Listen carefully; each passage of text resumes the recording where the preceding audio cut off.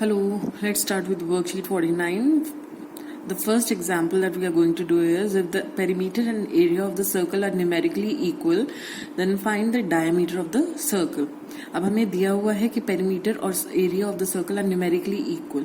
Numerically equal मतलब उनके जो आप solve कर formula में जो values put कर आप solution निकालते हैं तो वो जो value है area की और perimeter की वो दोनों values same है. Okay, so that means since area of the circle is equal to the perimeter of the circle, that means pi r square, area of the circle is pi r square and perimeter of the circle is 2 pi r. That means pi r square is equal to 2 pi r. अब pi से pi cancel हो जाएगा and यहाँ पर r क्योंकि दो बार है r into r is equal to 2r, तो एक r से ये r कैंसिल हो गया and you are just left with r is equal to 2. That means the radius is 2 units. But हमें यहाँ रेडियस नहीं फाइंड आउट करना, we have to find out the diameter of the circle. Diameter is twice the radius, so diameter will be 2 into r, that means 2 into 2 which is 4 units. Okay, so the diameter of the circle will be 4 units. Now moving on to example 2, the wheels of a car are of diameter 80 centimeter each. How many complete revolutions does each wheel make in 10 minutes when the car is traveling at a speed of 66 km per hour? एक car का wheel जिसका diameter 80 centimetre है वो आपको ये पता लगाना है कि how many complete revolutions does this wheel make in 10 minutes when the car is moving at a speed of 66 km per hour. Okay, अब कार की स्पीड है 66 km per hour, तो 10 मिनट्स में उसका जो व्हील है वो कितने रेवोल्यूशंस लेगा हमें ये पता लगाना है. ओके, नाउ अब आपको पता है इन 1 hour the distance travelled by the car is 66 kilometres और 1 hour का मतलब क्या हुआ 60 मिनट्स है ना. तो that means in 60 minutes the distance traveled by the car is 66 kilometer. That means in 1 minute the distance traveled by the car will be equal to 66 upon 60 kilometer. है ना, यूनिटरी मेथड का use कर रहे हैं हम. Therefore in 10 minutes the distance traveled by the car will be equal to 66 upon 60 into 10 kilometer which comes out to be 11 kilometer. Okay, तो इसका मतलब 10 मिनट में वो कार 11 किलोमीटर डिस्टेंस कवर करेगी. Now distance covered by the wheel in 1 revolution is equal to the circumference of the wheel. जो car का wheel है एक रेवोल्यूशन में कितना डिस्टेंस कवर कर रहा है वो उसके सर्कमफ्रेंस से पता चलता है ना. अब आपको पता है circumference of the wheel is 2 pi r और you can also say that this is equal to pi D. ठीक है, अब हमें d दिया हुआ है, d आपने देखा तो हमें डायमीटर ऑफ द व्हील दिया हुआ है 80 centimetres, so that means pi is 22/7 and d is 80 centimeters. Okay, therefore in order to find out the number of revolutions हम क्या करेंगे, number of revolutions पता लगाने के लिए we have to divide the total distance traveled by the car in 10 minutes by the distance covered by the wheel in taking 1 revolution. ठीक है, अब total distance covered by the car in 10 minutes is 11 kilometre. अभी हमने निकाला था, calculate किया था, upon distance covered by the wheel in taking 1 revolution which is equal to 22/7 into 80 जो अभी आपने पीछे देखा. अब आप देख रहे हैं यहाँ पे यूनिट्स का फर्क है. The distance, total distance traveled is in kilometers and the distance traveled by the wheel in taking 1 revolution is in centimeters. तो दोनों यूनिट्स क्योंकि हमें सेम करने होंगे तो उसके लिए I have converted kilometres into centimetres. अब किलोमीटर को सेंटीमीटर में कन्वर्ट करने के लिए I have multiplied it by 1 lakh. I hope आपको आपको याद होगा कि ये क्वेश्चन हम ऑलरेडी एक बार कर चुके हैं और इससे रिलेटेड जो इसका इंट्रोडक्टरी पार्ट है वो भी हम एक बार पहले कर चुके हैं. तो I hope you don't have any problem in understanding this कि हम ये ऐसा क्यों कर रहे हैं. I have explained that in quite detail over there. ठीक है, तो यहाँ पर आप इसको जब कैंसिल करेंगे तो you'll get 625 into 7 which is equal to 4,375. तो total number of revolutions taken by the wheel of the car in 10 minutes is equal to 4,375. Okay, अब यहाँ पर आप देख रहे थे ये यूनिट्स हमने सेम की थी, centimetre and centimetre will also get cancel. ठीक है, इसलिए नंबर ऑफ रेवोल्यूशंस आपकी आएंगी 4375. Now moving on to the first question that you have to do on your own. Question 1 में आपको दिया हुआ है, if the diameter of a semi circular protractor is 14 centimetre, find its perimeter. आपको पता है प्रोटेक्टर कुछ इस तरह से दिखता है, एक सेमी सर्कल की तरह, है ना. अब अगर आपको इसका पेरीमीटर निकालना, perimeter is the length of the boundary, ठीक है. तो अगर हम इसको सेमी सर्कल का पेरीमीटर निकाल रहे हैं, तो सेमी सर्कल में आप देख रहे हैं ये जो कर्व्ड पोर्शन है ये आ रहा है, लेकिन ये भी तो इसकी बाउंड्री है ना. बाउंड्री क्या होता है, जो उसको इनक्लोज कर रही है, उस फिगर को जो लेंथ इनक्लोज कर रही है, ये तो कर्व्ड लाइन जो इसको इनक्लोज कर रही है प्रोटेक्टर को, सेमी सर्कुलर प्रोटेक्टर को, वो इसकी बाउंड्री है ना. तो इसका मतलब क्या हुआ, perimeter of the protector is the length of its boundary which includes the diameter A और B. ये diameter भी इस boundary में आ रहा है, और the length of the semicircular arc ACB, ये length जो है ये भी आ रही है, ठीक है. तो अगर आपको इसकी perimeter निकालना है तो आपको एक तरह से length of the diameter add करना है और length of the semicircular arc add करना है, ठीक है.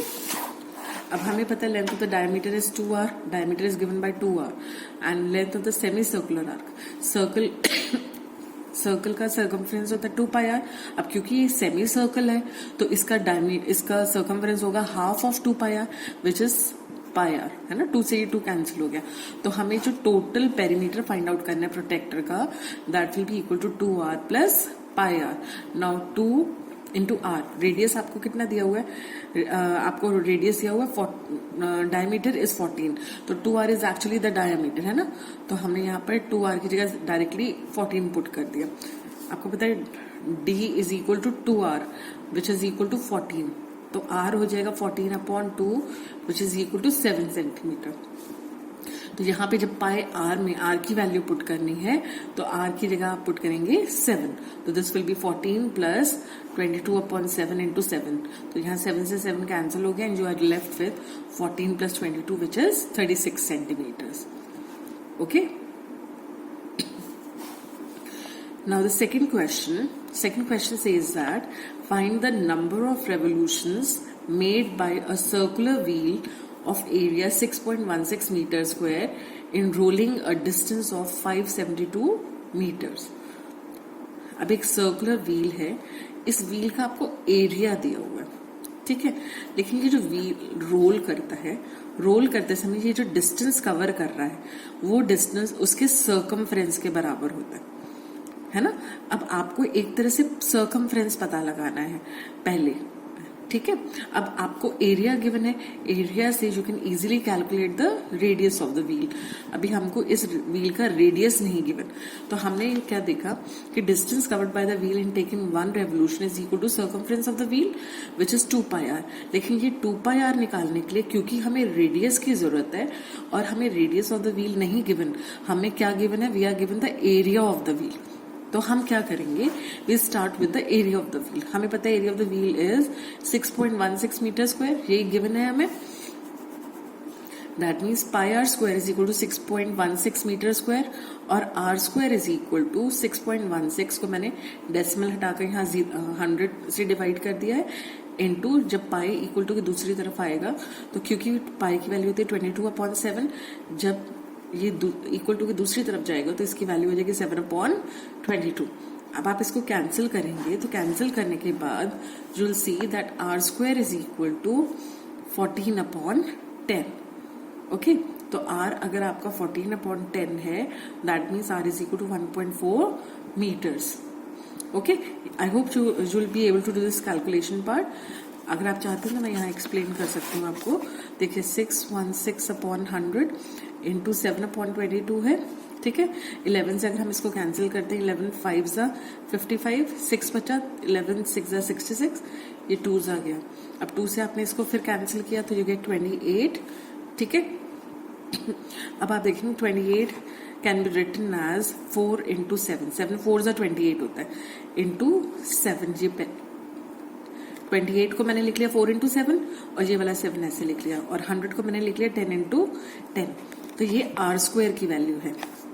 तो जब आपको आर निकालना है तो R will be equal to the square root of this number, है ना। आर इसका स्क्वायर रूट हो जाएगा। अब स्क्वायर रूट के लिए आपको दो दो के जो भी पेयर्स होते हैं उसमें से एक को बाहर लेना होता है, क्योंकि 7 यहाँ 2 बार है इसलिए एक 7 बाहर आ जाएगा। यहाँ 10 2 बार है तो ये एक 10 बाहर आ जाएगा। अंदर स्क्वायर रूट ऑफ 4 है, 4 कैन बी रिटन, 4 का स्क्वायर रूट इज 2, तो ये 2 आ जाएगा। तो आर आपका आ जाएगा 7 into 2 upon 10 which is 14 upon 10। Okay, तो आर आपका आ गया 14 upon 10 which is equal to 1.4 metres. अब distance covered in 1 revolution will be equal to 2 pi r, है ना। अब 2 पाई आर में से आपको पता है 2 इंटू पाई की वैल्यू हमें दी हुई है 22/7। रेडियस अब हमने अभी कैलकुलेट किया, दैट वाज 14 अपॉन 10, है ना। तो रेडियस की जगह आई पुट 14 अपॉन 10। अब आप देख रहे हैं यहाँ पे 7 2s of 14 कैंसिल हो रहे हैं।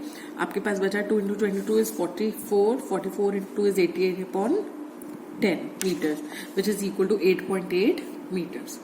तो एक रेवोल्यूशन लेने में जो व्हील डिस्टेंस कवर कर रहा है that is equal to 8.8 meters. Now, in order to find out the number of revolutions निकालने का फॉर्मूला क्या होता है? Total distance covered by the wheel upon distance covered in taking one revolution. ठीक है, अब total distance covered by the wheel is 572. हमें यही गिवन है, total distance covered is 572 and distance covered by in taking one revolution is 8.8. ये जो हमने अभी कैलकुलेट किया। अब आप देखेंगे कि हम यहाँ आगे डेसिमल हटा देते हैं तो वी हैव 572 इंटू 10 अपॉन 88। इसे जब आप 11 से कैंसिल करेंगे, 11 5 जा 55 आएगा, 2 जा 22, फिर ये आ जाएगा 11 8 जा।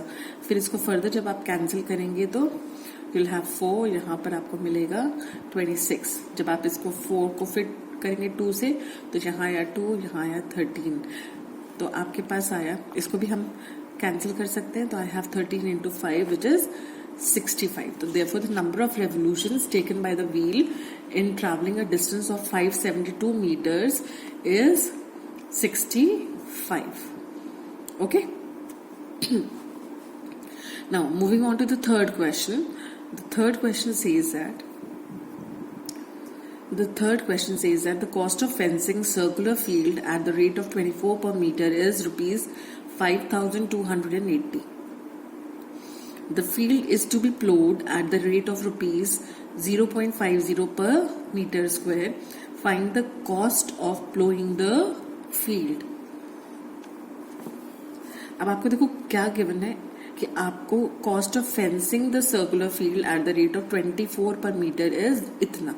आपने उस सर्कुलर फील्ड को फेंस करा, उसको फेंस करने के लिए आपने 24 रुपीज पर मीटर पे किया, तो टोटल जो आपको पे करना पड़ा amount that was equal to 5,280। अब आपको पता है कि आपको अगर 1 मीटर को फेंस करने के लिए 24 रुपए देने हैं, तो इतने रुपए देने के लिए आप यूनिटरी मेथड का देखिए इस्तेमाल कर रहे हैं। 24 रुपए लगते हैं अगर 1 मीटर के लिए, तो 1 रुपी लगेगा फॉर 1/24 मीटर। तो हमें कितना चाहिए? 5,280 रुपीज हमने अगर पे करे हैं, तो उसके लिए हमने इसका अपना कितना फेंस करा है? 1/24 into 5,280 metres. So that comes out to be, आप या तो आप ये फॉर्मूला भी लगा सकते हैं that the total cost of fencing is equal to 2 pi R into cost of fencing 1 metre. 1 metre को फेंस करने की जो कॉस्ट है उसको पेरीमीटर से मल्टीप्लाई कर देंगे तो you will get the total cost of fencing. So that is equal to 5,280 which is the total cost of fencing. Total cost of fencing, so this is equal to 2 into pi की value 22/7 radius into 24। यहां से आपको radius की value मिल जाएगी। R will be equal to, आप इसको जब कैलकुलेट करेंगे तो जुल गया 35 मीटर्स। ठीक है, यहाँ पर आपको ये जो मिलता है, यहाँ आपको पता चल जाता जो भी वैल्यू आती वो उसका सर्कमफ्रेंस निकल आता, क्योंकि आपने 5,280 रुपीज पे किया कितने मीटर फेंसिंग के लिए? जितने भी मीटर आप फेंसिंग का निकालते, वो एक्चुअली में उसका सर्कमफ्रेंस निकलता सर्कल का, है ना। यहाँ अगर आप ये फॉर्मूला यूज करके सॉल्व करते हैं तो आप डायरेक्टली रेडियस कैलकुलेट कर सकते हैं। तो आपका रेडियस आ जाता है 35 meters. Now the area of the field is pi r square. So pi की वैल्यू 22/7, रेडियस है 35, r square will be 35 into 35. 1 metre square plough करने की कॉस्ट है 0.50. therefore cost of ploughing this much metre square, ये area है ना, इतना metre square हमें प्लो करना है, तो इसको प्लो करने के लिए हम क्या करेंगे, दिस इंटू 0.50. ठीक है, तो this comes out to be ₹1925. Okay, तो the total cost of ploughing the field is equal to ₹1925. I hope this is clear. अच्छा, एक बार मैं ये वाला आपको और बता दूं कि यहाँ पर हमने क्या किया था. आप देखिए यहाँ 24 रुपीज से हम 1 मीटर हम पे कर रहे हैं, 24 रुपीज 1 मीटर फेंसिंग का पे कर रहे हैं. तो 1 रुपी हम पे करेंगे फॉर 1/24 मीटर, तो हम 5280 पे करेंगे फॉर दिस मच मीटर. इसको हम कैलकुलेट करके देखते हैं. तो ये कैलकुलेट कर हमारा आता है 220 मीटर्स. ठीक है, तो आपने 5280 रुपीज पे करे फॉर फेंसिंग 220 मीटर्स. अब ये जो 220 मीटर्स आपने आपका जहां पे फेंस लग रही है, that is actually the circumference. That means 220 is the circumference. ये जो 220 मीटर आपका निकला है, जहां पर आपने फेंसिंग के लिए पे किया था, जिसकी फेंसिंग के लिए पे किया था, क्योंकि फेंसिंग सर्कमफ्रेंस पे होती है, दैट मीन्स 220 मीटर्स जो आपकी लेंथ निकली है, that is equal to 2 pi R. तो 2 पाई आर क्योंकि 220 के इक्वल है, तो R will be equal to 220/2 pi. Pi की वैल्यू मैं 22/7 पुट करती हूँ. 22 10 220, तो मेरे पास आ गया 70/2 विच इज इक्वल टू 35. तो आपका फिर भी आंसर यही आएगा, पर यहाँ पर थोड़े नंबर ऑफ स्टेप्स क्योंकि बढ़ जाते हैं, इसलिए this is a better way of solving the question. I hope you have understood. Thank you.